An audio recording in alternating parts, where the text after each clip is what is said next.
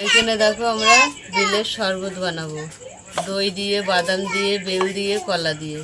তা চলো আমরা বেলগুলো ততক্ষণ ফাটিয়ে নিই। ওগুলো আমরা ছাড়িয়ে নিচ্ছি।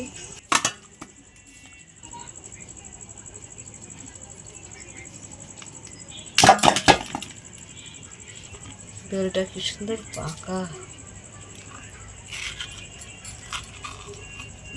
আমরা বেলগুলো সব ছাড়িয়ে নিচ্ছি, শাঁসগুলো সব নিয়ে নেব। দেখো বেলটা আমাদের সব ছাড়ানো হয়ে গেছে। বাদামগুলো কেটে আমি মিক্সিতে দিয়ে দিচ্ছি।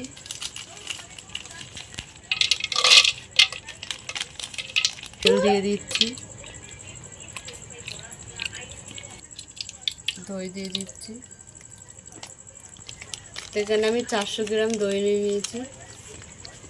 চিনি দিয়ে দিচ্ছি, দিয়ে দিলাম। আমরা এবার প্রেস বানিয়ে নেব। আমাদের প্রেস করা হয়ে গেছে। বাদাম, বেল,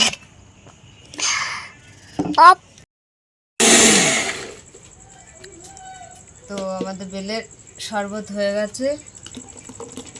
বেলের পেস্টটা আমি বানিয়ে নিয়েছি। তো আমাদের বেলের শরবত হয়ে গেছে।